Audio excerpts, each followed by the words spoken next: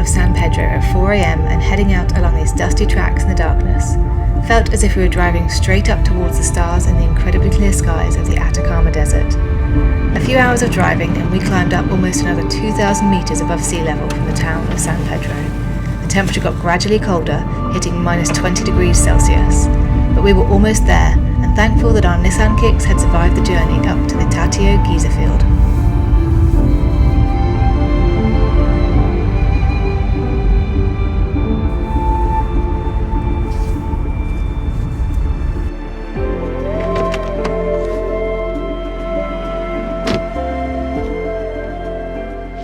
Wow, welcome to El Tatio. We've made it. So we've driven about 2 hours from San Pedro, and I've got to say that those roads and that drive is not for the faint-hearted. I'm a confident driver, and I've driven lots throughout my life for work and for personal, like around the world, and that was as brutal drive as I've ever done. We're up here at about 4,500 meters above sea level, and some of those roads and some of the scenery en route was spectacular and scary at the same time. We saw a car that had been flipped over. You leave at about 4 AM in the morning to get here in time for sunrise. It's about 7 AM now, 7:30. We've got the benefit of the mountains there, so we've got a bit more time before the sun rises in this part. We came through some beautiful areas like some plateaus, with some salt flats, and it got down to as much as minus 20 degrees. Here it's about minus 10, so we are absolutely freezing, and we're finding it hard to breathe because of the adrenaline of the drive and because of the altitude. But just look at the geysers. How cool is this? I've been to the geysers in Iceland, which are stunning, but this is like real rugged, intrepid adventure. It's so cool to be here. Kirsty's never seen geysers before, so it's amazing for her to see. I'm so excited for her to see this. It cost about 21,000 pesos for the two of us, so that's about 21 pounds.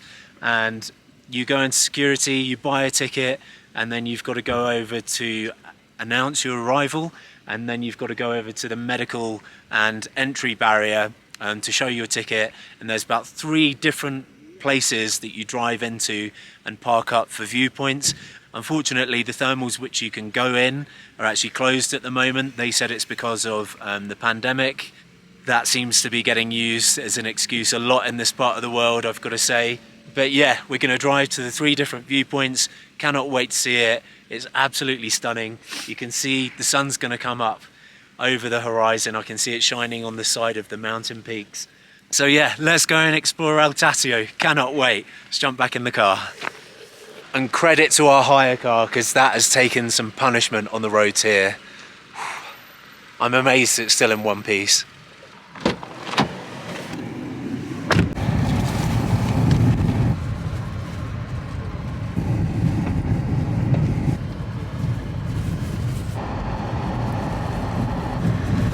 Wow, look at the sunrise on that.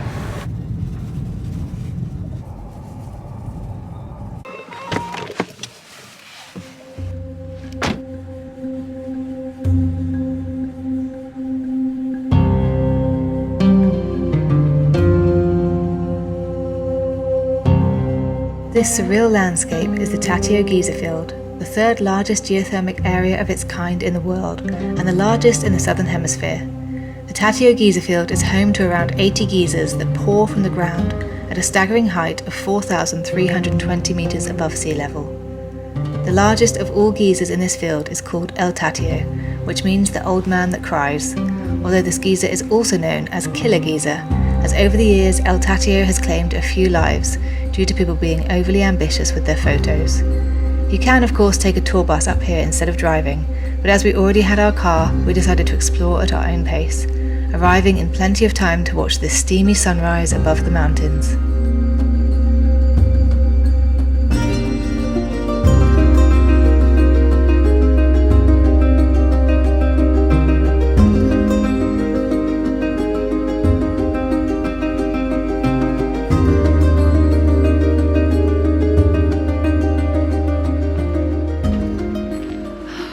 I am so thankful for that sunrise. That was beautiful to see, and it was obviously gone up in temperature a lot, so I'm really happy. And apparently there's over 80 geysers here in the El Tatio field, making it the largest geyser field in the southern hemisphere and the third largest in the world.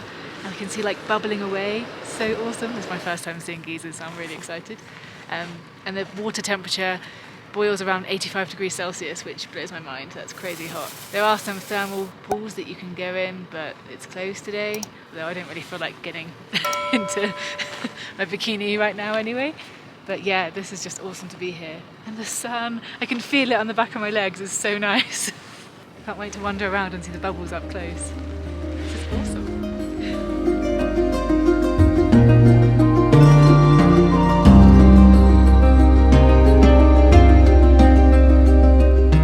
We're Craig and Kirsty, a couple who have been on the road for the past 3 years sharing our adventures around the world. Right now we're making our way through South America and exploring everything it has to offer. If you enjoy seeing new places and real experiences, please subscribe and welcome to the adventures of Tide Not Travellers.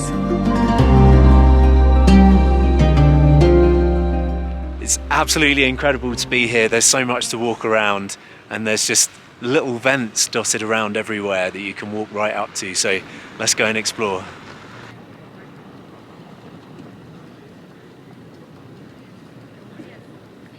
As you might have noticed, our tour didn't go ahead last night, our astronomy tour. That's because we got a message saying that our tour guide wasn't well. So that's definitely something I would say factor into your trip if you come to San Pedro, because we've now had a few things change on us with the weather being crazy. We had to delay our Valle de la Luna tour and then of course our astronomy tour. Thankfully we were here for 5 nights. Tonight is our last night though, and we've obviously had a crazy early start. But hopefully we can do the astronomy tour tonight. The tour guide said it's going to go ahead tonight. Hopefully we'll have nice clear weather. We're going to have a little siesta later so that we can stay awake for it.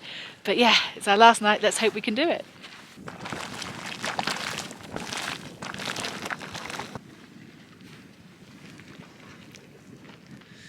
This little geyser looks like it's sprung up recently and they've just had to put a few rocks around it to make sure that people don't step on it or fall into it. Baby one. Might scorch your foot if you stepped into that.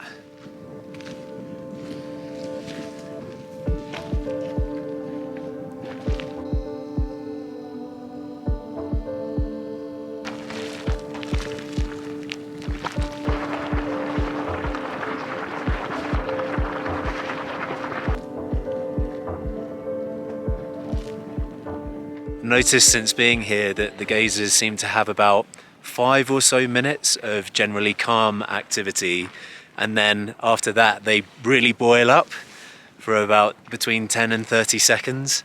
Oh, look at that one. It's got a little rock. A little rock vent here. That's an extra Look at this one. It's obviously built up and deposited rock and grown up and up and up.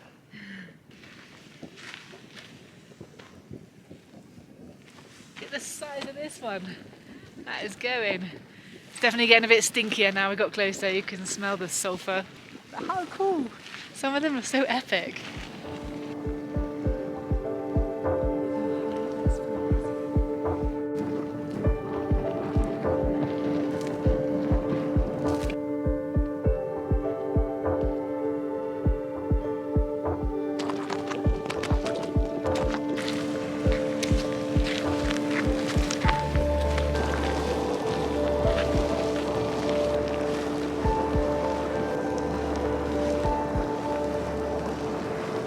We've got another mini geyser next to this big geyser just down here.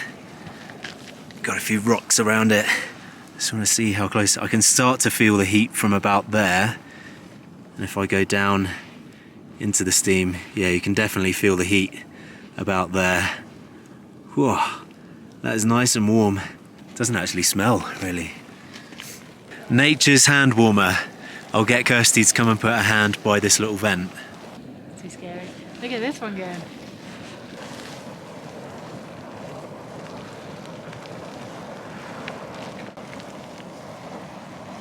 This one definitely appears to be one of the most active, one of the largest geysers here. I know in some places they name their geysers, so in Yellowstone and in Iceland they have names for all the geysers, but I'm not seeing any names here, so maybe we'll have to make up our own. already made up a few, like seen a few little geysers, just seen that bigger geyser, seen the stumpy rock geysers. Really quite a vast area to walk around here as well. And it's actually quite a nice temperature now the sun's a bit higher in the sky.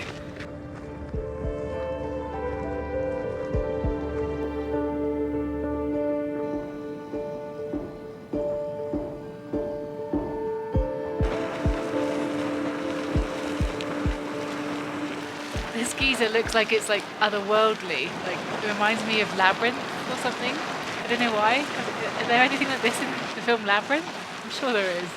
When I first arrived here, I just saw it and thought, it just makes me think of that movie. Is there a scene with that in it? Or like when they found Godzilla's eggs or something like Yeah, that. it definitely looks like something out of a movie, not real. Like, it looks all shiny and set up. Inspiration for all these sci-fi movies. Yeah. When you come here to El Tatio, obviously you're here to see the geysers, but just look at the surrounding landscape as well. That is stunning, that mountain and the greenery on the side of the hills. And these are the little tufts of troll hair that we were talking about. They look like beautiful green, really well-grown tufts of troll hair. So cool, look at all those big boulders and that rock pavement at the top there. Makes the whole hill look green over there. From a distance, you'd think it's like a big green, lush hill, but it's not. It's all pretty barren, just with the little tufts of hardy-looking troll hair. I don't know what it's called. But yeah, and even over there, you've got like the yellowy mountains, whatever they are, which is really cool.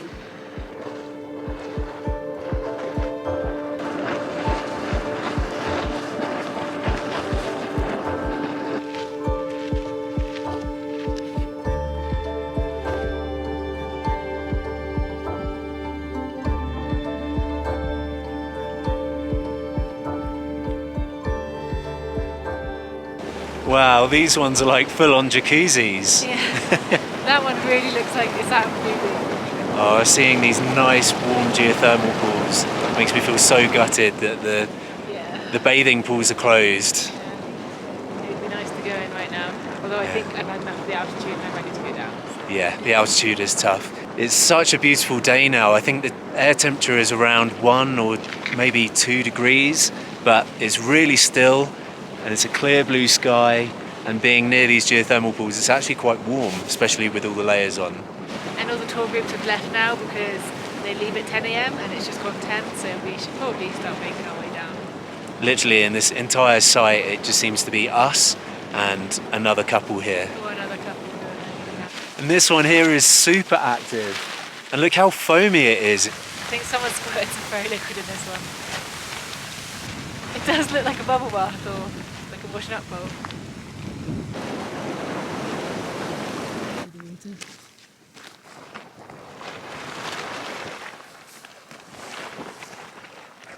That was absolutely epic seeing El Tatio Giza field, but it's time to head down now. I think we've been at altitude for too long. We nearly didn't bother to go and see the second lot because I'm not feeling too great, but I'm really glad that we did. Definitely recommend seeing the regular geysers and the fairy liquid geysers. Really fun. I don't know which ones I preferred, but they were cool. But yeah, it's time to head down to lower altitude now. Let's go. I'm done.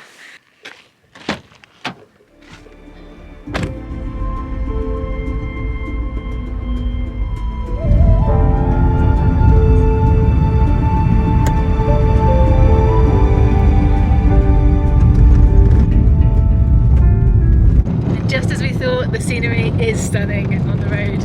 We can see it now in the daylight on the way back, and as you can tell it's pretty bumpy, but look at the scenery.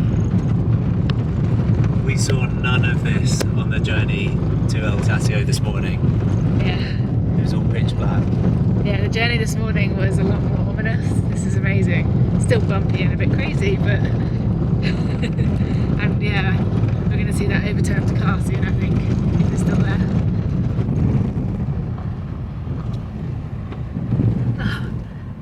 Llama crossing.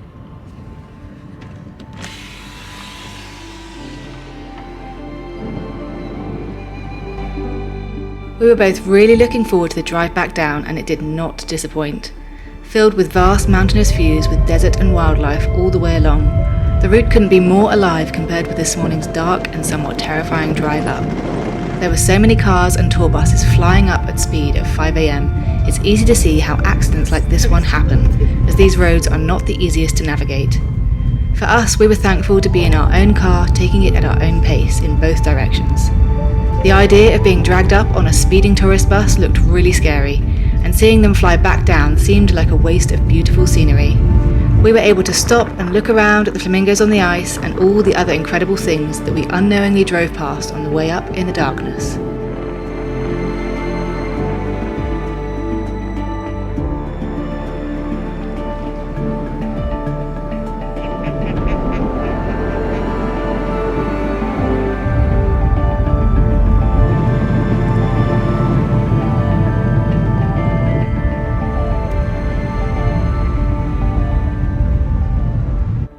We're back at our accommodation and we've just watched the sunset over the Atacama Desert, and this evening We are finally going to go and see some stars on the tour that we were supposed to do. And it's a good job because it's our last night here. What a way to spend our last night in San Pedro de Atacama Desert.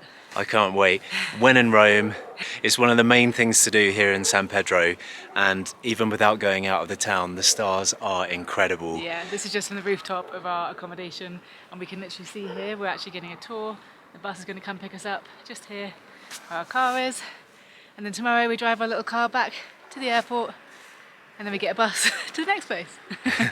So we're just waiting to get picked up, and let's head off and see the stars. You see this? Wow, it already looks amazing.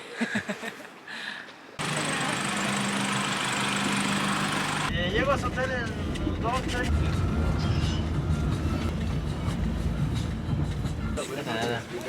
Gracias. Así que les doy la bienvenida. Como aquí vamos a estar compartiendo también un pequeño snack, vamos a comenzar por sanitizar nuestras manos. Here we're going to be sharing a little snack, so let's begin sanitizing our hands. Bueno, no es la receta original del baba ganoush. This is not the original recipe of baba ganoush. This is my mother recipe. This is my mother modification, so it's best in the world, okay? Taste it a little bit more? Yes, please. Okay, let's do it. Okay. Muchas gracias. De nada. My mother prepared this. And aproximadamente entre... No te preocupes, don't worry. You like it? After enjoying some local foods and hearing about the legends and myths of the Atacama Desert around the campfire, we made our way over to this giant telescope where we were given a lesson on how to find stars, and found what we all came to see, the clearest view of the Milky Way. I'll be honest, I thought this part of the trip was going to be average. It was Craig who was really excited for stargazing, but I'm so glad we did it. It was actually one of my highlights here during our visit to the Atacama. I found it very moving. The peaceful darkness and the incredible clear sky is like nothing we'd ever witnessed before. It was definitely worth the wait, and we're so glad we got to see it on such a clear night, with low moonlight allowing us to really see the stars. We really hope you've enjoyed seeing this fascinating part of the world with us. It's been incredible for us to see it and then share it with you all. Don't forget to give the video a like, it makes all the difference to us creators when you do that, and drop us a comment below too. This is our final video in the Atacama Desert, and our final video in Chile. So subscribe and join us next week to see which country we head off to next. Thanks for watching!